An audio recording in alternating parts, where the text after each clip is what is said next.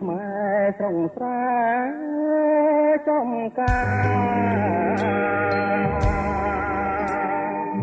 យំខែភ្លឺថ្លាហើយមកសប្បាយបំដាំងមានក្រមានទាំងឡាយប្រស្រីចិត្តងាយគ្រប់កាយគ្មានមក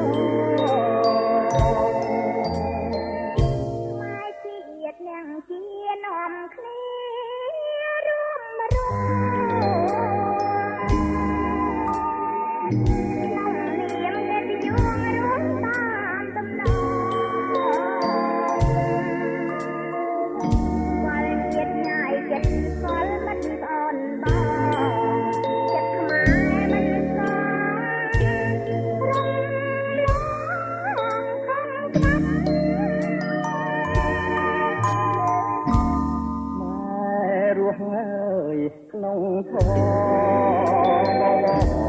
បាត់ព្រះពុទ្ធឡើងញ៉ាបម៉ែធំត្រង់ប្រាប់ម៉ែជាអ្នកជាមិនអាងចាំងកាប់ខ្លាចខុសនឹងច្បាប់ព្រះពុទ្ធកសាសនារៀនជួបដូចជាការពី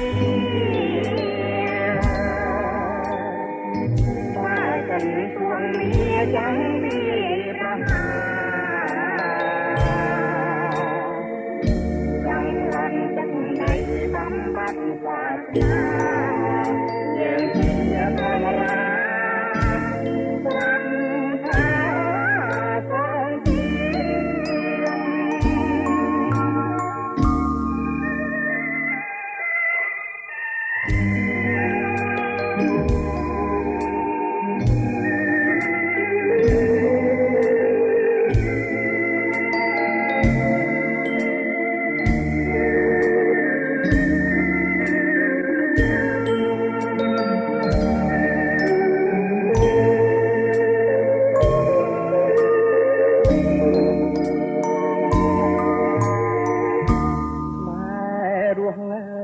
ក្នុងធម៌បវរ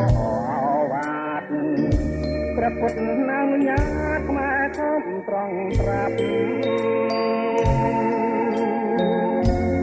ម៉ែជាអ្នកជាមិនអាងចាំងកាប់ខ្លាចខុសនឹងច្បាប់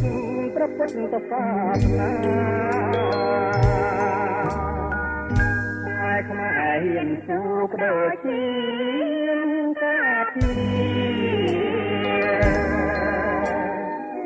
បើមិនពួងមានចាំមានប្រមាចាំចាំទឹកនៃបំបត្តិសាសនាយើងជាអានរាប្រាប់ថា